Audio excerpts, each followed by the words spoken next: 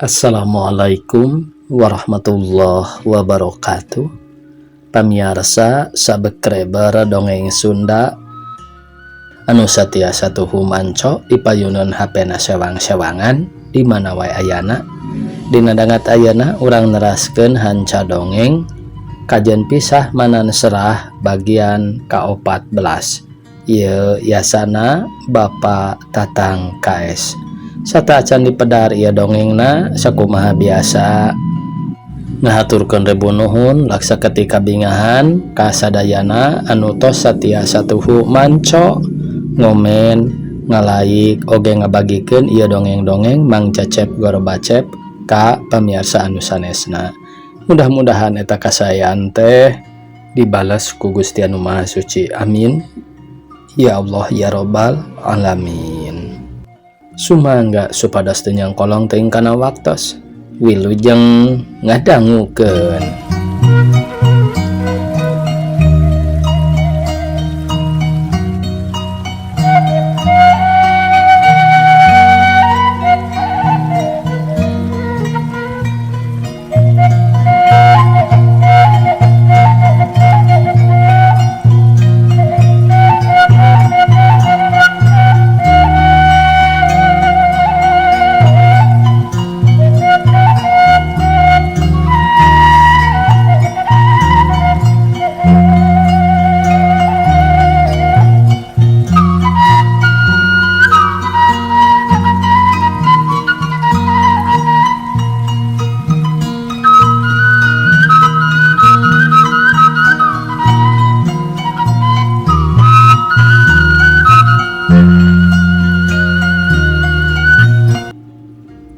Telila kadenge Sersan Sutawijaya mere komando nyiapkeun ka sakabeh anggotana supaya karumpul. Anu teu kungsi 5 menit anggota-anggota geus beres ngabaris dua-dua kalawan komandan seksi geus nyampak hareupeun barisan. Saudara-saudara, cek komandan seksi ngamimitian mere pangumuman ka sakabeh anggota. Pada hari kemarin saya telah memberikan uang sebanyak Rp250 dengan beberapa butil pel. Uang mana adalah untuk bekal kita di mana mendapat perintah lagi operasi ke daerah lain. Maka dengan adanya demikian, saya akan bertanya kepada saudara-saudara semua, apakah masih ada uang tersebut bersama obatnya? Masih ada, Pak. Masih ada. Ular anggota-anggota mani barang barijeng sarikap tegak. Coba saya minta agar uang itu ditaruh di tangan kanan dan pel ditaruh di atas tangan kiri. Siap. Tidinya anggota-anggota ribut ngarodok duit jeung pel tina masing-masing pesakna. Tuluy duit jeung pel dituna dina dampal leungeunna. Sakumaha parentah ti komandan seksi. Anu harita keneh komandan seksi mariksa ti tungtung belah kulon nepi kawetan sapanjang eta barisan. Barang srog kahareupeun Bang Ehon, komandan seksi ngarandag bari panon mencrong kana beungeutna Bang Ehon, tuluy ngareret kana beungeut Uyeh. Anu katingalina dua anggota ku waktu harita menipias boga rasa teu geunah hate. Saudara Ehon dan saudara Uyeh hareup maju ke depan, melangkah 2 langkah. Siap. Ular Ehon meh bareng jeung Uyeh bari terus sukuna ngalengkah ka hareup kalawan leungeun masing-masing duanana dikahareupeun nalamprak. Uang kamu ada berapa lagi, Uyeh? Ada Rp35 lagi, Pak. Kamu, cek komandan seksi ka Bang Ehon bari beungeutna diteuteuk. Saya ada 40 seringgit lagi. Ular Bang Ehon mani geus ngalalap parah. Dekemanakan separuh lagi, ha? Komandan seksi nyorongot. Bang Ehon jeung Uyeh geus teu bisa ngajawab sakadar panon pating karicep siga nu jantungan. Suku ngadarek-deg hate pada ratug anu cek pikirna pasti menang setrapan ti komandan. Ayo bicara, kemana uangmu separuh lagi? Oh, dipakai itu, Pak. Dipakai beli sayur gudeg, Pak. Bagus kamu. Masukkan lagi uang sisa itu ke kantongmu. bus duit sesana jeung pel dirap diparesakan deui ku Uyeh jeung Bang Ehon bari beungeut bareureum. Sekarang kamu berdua dari sini sampai ke ujung pohon kelapa yang di sana, lari. Kemudian dari sana kembali lagi ke sini. Cuk komandan seksi bari nuduhkeun tangkal kalapa anu sakitu jauhna. Geus teu bisa kumaha deui kapaksa Uyeh jeung Bang Ehon lalumpat pating baretek siga nu balap anu ceuk pikirna digancangan teh sangkan bisa tereh nepi kalawan bisa balik deui ka urut tadi. Tapi awahing ku jauh-jauhna Uyeh meningaleng hoy ka kara tengah-tengahna oge komo Bang Ehon mah da puguh awakna montok teu sirikna kedebut deui labuh kulantaran berat ku awak. Sanggeus tepi kana tangkal kalapa tidinya baralik deui Bang Ehon lumpatna meni ngagegag nuturkeun pandirion Uyeh. Barang tepi ka urut tadi kedabru Uyeh nangkuban awahing ku leuleus samalah Bang Ehon mah mani kadenge ambekanana ngahegak. Awak jebrug ku kesang teu beda nu tas mandi. Ayo bangun, masuk lagi kepada barisan. Cuk komandan seksi. Korejat Uyeh jeung Bang Ehon harudang tuluy milu baris deui jeung baturna anu teu sakumaha lila. Komandan seksi mere parentah ka tilu jalma pikeun milampah tugas nyaeta nalungtik deui situasi kaayaan daerah Mojokerto, Mojo Agung, terus ka Sumobito. Di antarana anu diberi tugas harita tayalian Sersan Sutawijaya, Sersan Hardi jeung Ahyar. Isukna dina tanggal 8 bulan genap tahun 1848 tilu jalma kira haneut moyan geus siap arindit ke tempat anu dituju pikeun milampah panalungtikan tina kaayaan daerah. Berang peting dina sajero tilu poe tilu jalma geus mimiti anjog ka daerah Mojokerto menang 2 poe katiluna indit deui ka daerah Mojo Agung. Tidinya pikeun tilu jalma mimiti ngarasa ripuh jabat dipake raruksak teh dibubuh pikiran asa teu tenang ku ayana rakyat-rakyat di daerah eta rada goncang ngadenge pihak musuh beki nyereg ka pelosok-pelosok kalawan rakyatna oge sabagian geus pada ngarungsi ka pagunungan. Aduh, kumaha euy, daerah di dieu geus goncang, rakyatna geus loba nu ngarungsi. Cik Sersan Sutawijaya bari panon netep ka rakyat-rakyat anu keur pating alabring dek ngarungsi. Geus kieu kumaha ayeuna urang tak? Sersan Hardi malik nanya bari pikiran asa kalang kabut teu puguh katambah-tambah ngadenge sorak kenon pating gelagara. Ayeuna mah urang terus bae ka Sumobito, tapi keelanan urang nanyakeun heula ka rakyat di dieu perkara perjalanan. Hei Mas, mriki Cuk Sersan Sutawijaya ngagupayan hiji lalaki rakyat urang dinya. Arep opo Mas? Arep opo Pak? Tanya eta jalma bari beungeutna meuni sepa siga nu boga dosa. Kulo arep tanya, maring sampean jalan niku ke Sumobito opo aman ora? Boten terang Pak, sebab kulo tamu arep ngungsi maning saking niki ana kabarne wonten landi sampun caket temenan. Saupaminaken Bapak arep mangkat, ya los bae aja lami-lami mengkobong landi teka tiang riki. Kakara oge eta jalma nyarita kitu teka nyahoan ujug-ujug cilegur pihak musuh nganpal ku kenon ka daerah eta ngan untung na teh ka pasir kanu lobong eueuh jalmaan ngan sakadar tatangkalan rarungkad. Kapaksa tilu pahlawan malundur birat lalumpatan nyingkah ti eta tempat terus kebat kawetankeun. Tidinya aya wahangan maningalung kawing jabar ramat ku tatangkalan paselang jeung eurih. Barang anjog kalebah dinya kadenge sorak kenon disada di ciit geleger. Untung waktu ngadenge sorakeun nyuit Sersan Sutawijaya jeung batur-baturna anu duaan deui ngagulitikeun maneh kalebak meniti gugulutuk. Baju urang sakti kakarait jabal leungeun barabak urut ngagolosorkeun maneh kalebak. Jalma nu tiluan nyalang korah dina rungkun meh-mehan teu bisa harudang.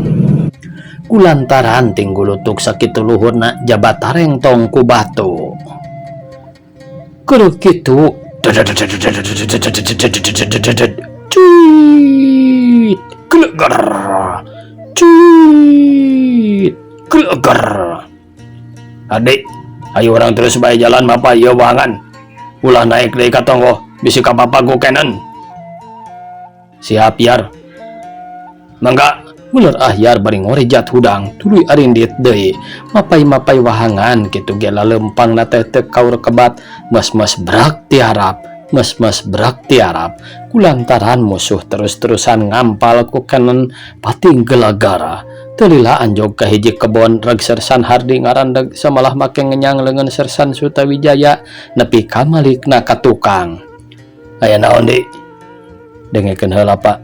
Sora jalma gagerungannya. Cik Sersan Hardi bari anu duaan deui pating raringeuh ceuli teu sirikna mani dengdek ngada dengekeun sora anu gagerungan dina pelebah kebon Abi Gombong. Anu sakitu abi geledegana teh meh hempak kasebat ku kenon meuni pasoleng kalah ka ditu ka dieu. Kadengen teh tak Sersan Hardi nanya deui.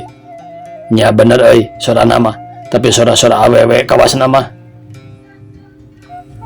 Mohon Pak, soanten nama soanten istri, Ahyar milu nyambungan. Cing hayang nyaho, urang teang bae di. Cik Sersan Sutawijaya bari ngalewas arindit deui tidinya kalacat naik kana lebah kebon awi, tapi sanggeusna deket, anu gegerungan teh ngadak-ngadak jempe. Geuning jempe pelebah dia mah euy. Sersan Sutawijaya ngarasa hookeun beri panon pating rareret jeung baturna. Pak, cek Ahyar bari panon buncelik, curugna ngacir nunjuk kana lebah awi anu rungkad.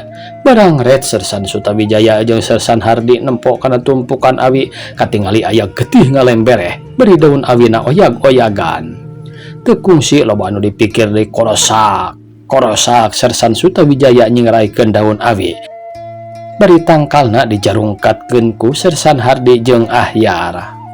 Ana breh teh katingali ku Sersan Hardi jeung ku baturna aya hiji awewe tengah tubuh keur kakarejetan sakarat bari nanangkep budak lalaki kira-kira umur 2 tahun. Panon Sersan Hardi meuni teu sirikna buncelik nyidik-nyidikeun rupa beungeut eta awewe anu katingali leungeunna sabelah aplek-aplekan jaba dada budak ngoloh kora tapak pelor.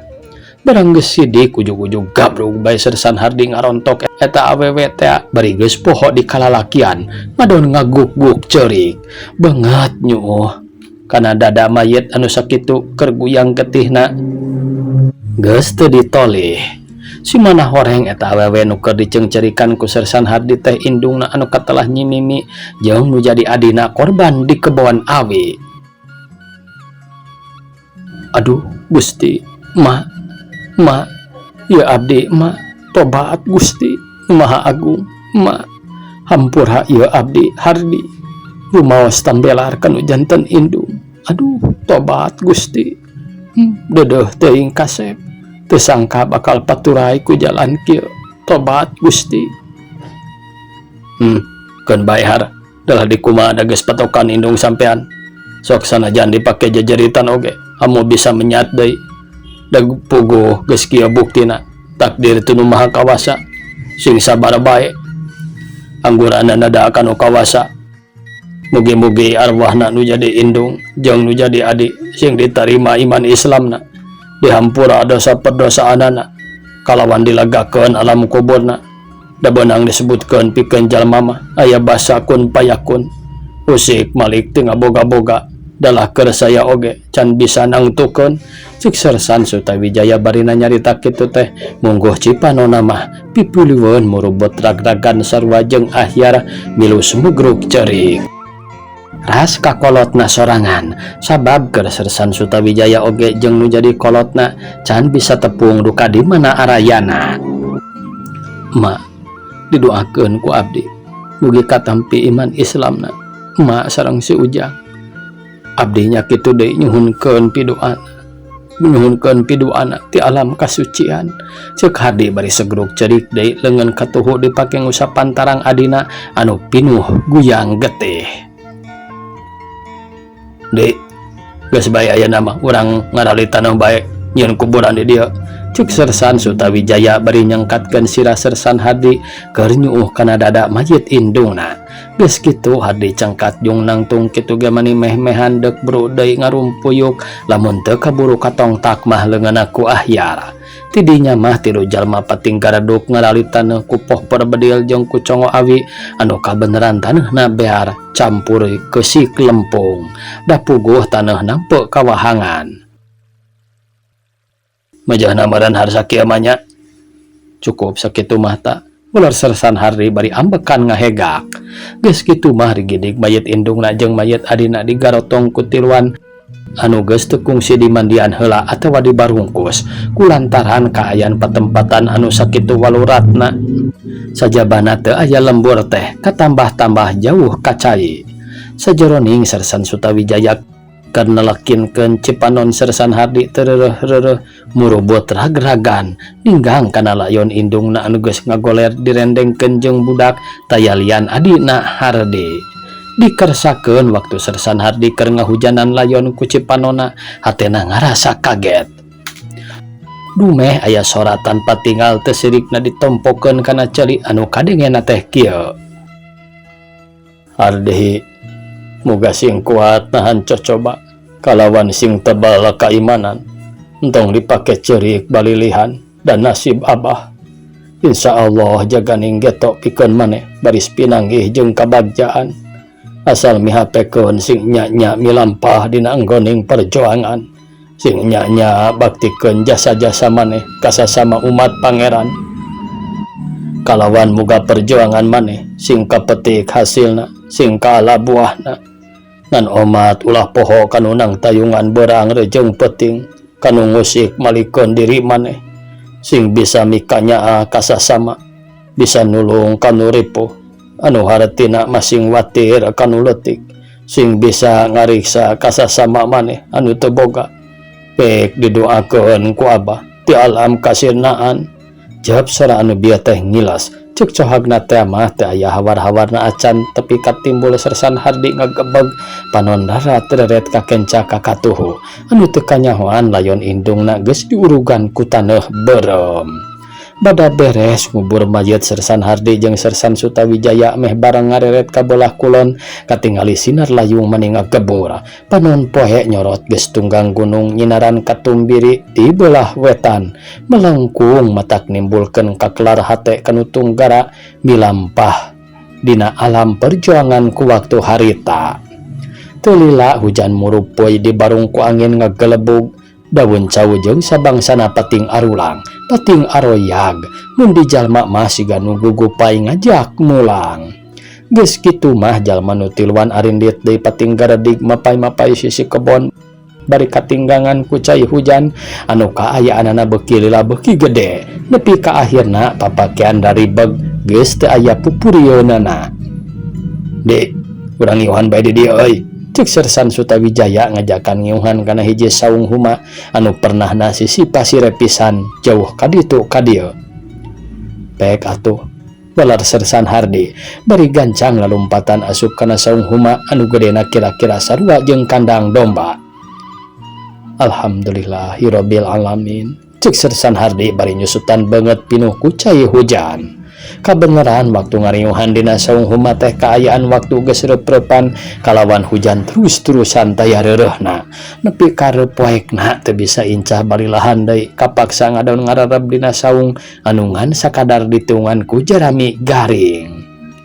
Tapi ngadon ngararep oge sama sakali teu bisa sare kulantaran sakitu angin ngagelebugna jabah reungit pating hariang napuk nyorocoan. Pohara loban hareungit teh euy meni retep kieu nyorocoan dan nya atuh tak saya oge teu kuat walar Sersan Hardi bari puklek patembalan jeung Ahyar nerapakan reungit anu nyorocoan kana awakna. Keur kitu aya sora lok lok lok lok cegug cut cut cut sit sit sit tak cek Sersan Hardi asaku karareung teuing ieu teh euy. Aya kusarieun kieu manuk siriteun cuing mending laki tu. Keun bae dapada boga maksud dalah satu oge sarua jeung urang. Geus sare maneh teh Yar. Bojong-bojong tiasa mondok Pak, sakieu tirisna jabarongit meuni napuk pating jeletot retep kieu ngelar Yar bari diukna rada ngised ngadeuketan Sersan Hardi.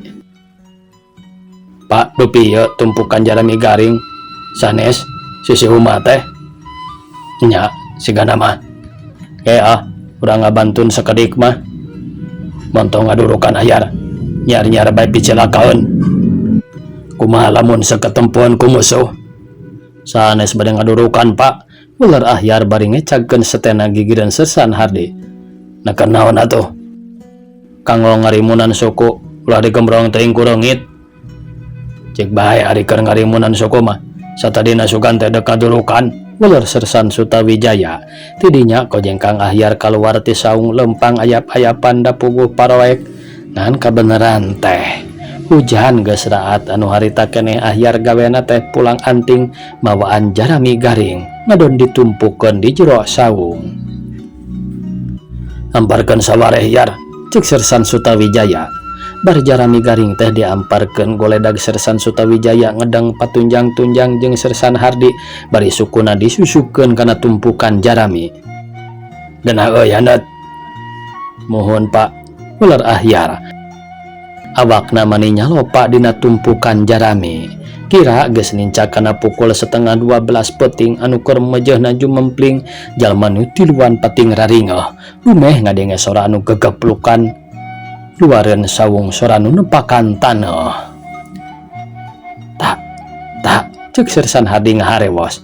Naonnya nu gegeplukan teh? Nyawa tuh Yar naonnya? Sersan Sutawijaya malik nanya ka Yar.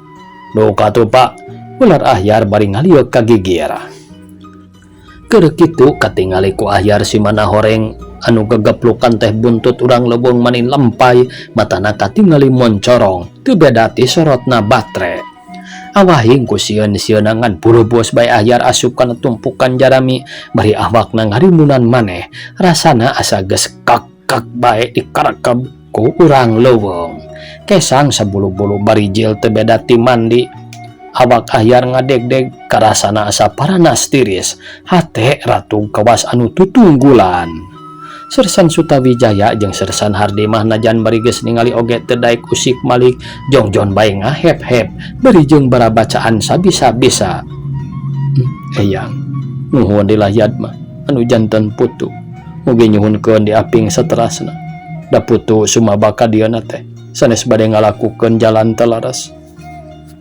Atuh bilih bae karuhun-karuhun atanapi para dedemit anu ngageugeum di ieu patempatan raos kagiridig kalelengkahan kaluluhuran ku abdi mugi nyuhunkeun agung pangapuntenna rumaos benta-benta ge benta tambuh laku anu hartosna lolong bonconong mugi ulah ngaganggu ka abdi cek gerentas dina batin Sersan Sutawijaya.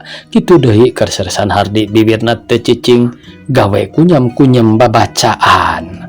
Baturna anu saurang deui mah katelah Yar meuni teu empes-empes jongjon ngahep-hep ngarimunan maneh ku Jarami garing meuni teu kadenge batuk-batuk acan.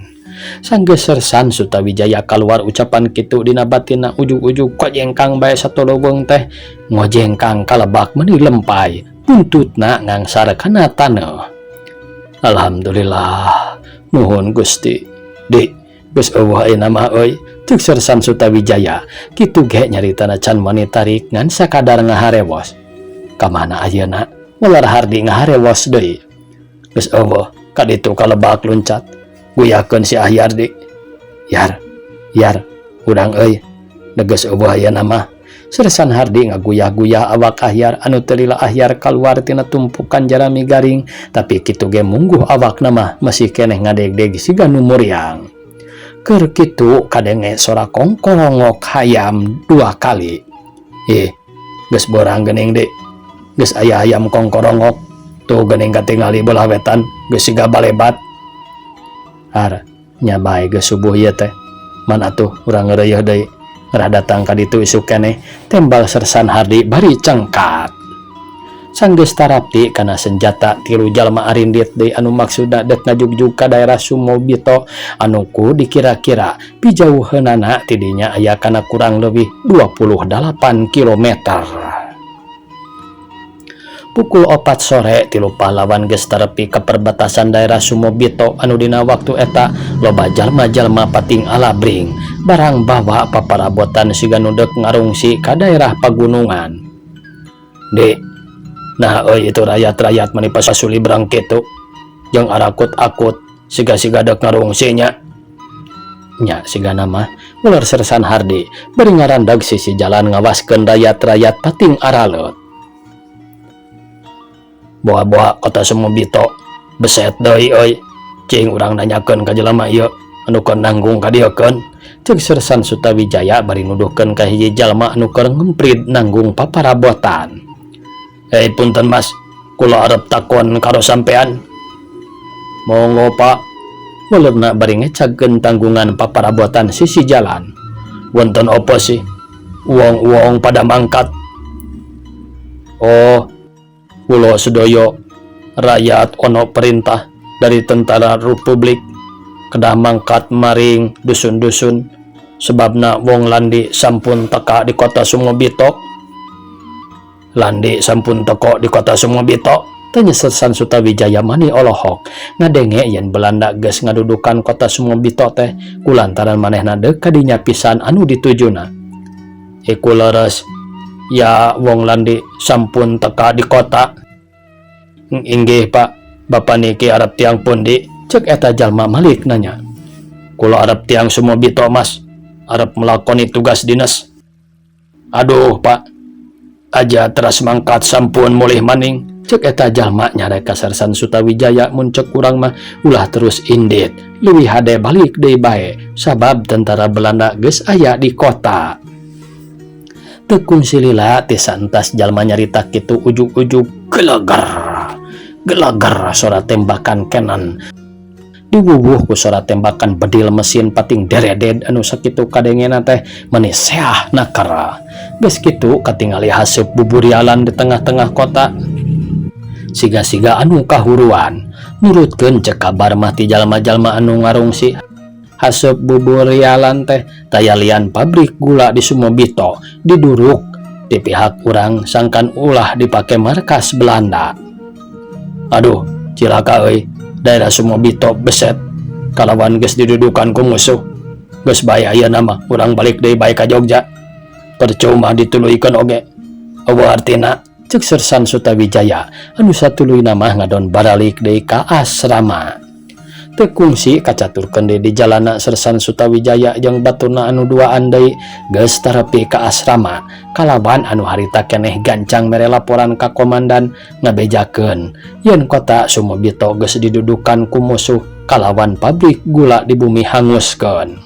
Ku ayana laporan kitu ka komandan isukan anggota-anggota kurang leuwih 20 hiji jalma ditugaskeun deui ka daerah Blitar. Kalawan didinya diasramakeun di asrama Kaponjen Kidul anu jadi kapalana harita katelah Bapak Ramli seolah-olah penduduk didinya. Dina sajero saminggu ditugaskeun di daerah eta teh lain wuwuh nimbulkeun aya dina kasenangan anu puguh mah asa beuki leuwih goncang batan tadi. Akhirna terus menuju ka Tulung Agung nepi ka apruk-aprukan los-los ka daerah Madiun sagala. Di daerah Madiun kakara bisa reureuh kitu oge teu bisa sakama-kama kulantaran nurutkeun cek kabar yen pihak musuh geus nyered ka beulah wetan. Atuh kabeh anggota-anggota ngarasa bingung anu cek palikirna asa kapahung ka ditu salah ka dieu lain nepi ka komandan ngarencanakeun deui jalan sejen. Sekarang begini, Saudara Sutawijaya, berhubung perjalanan kita sangat sulit, lebih baik kembali saja ke Jogja guna mempertahankan di sana. Kalau pihak musuh masuk ke pusat pertahanan.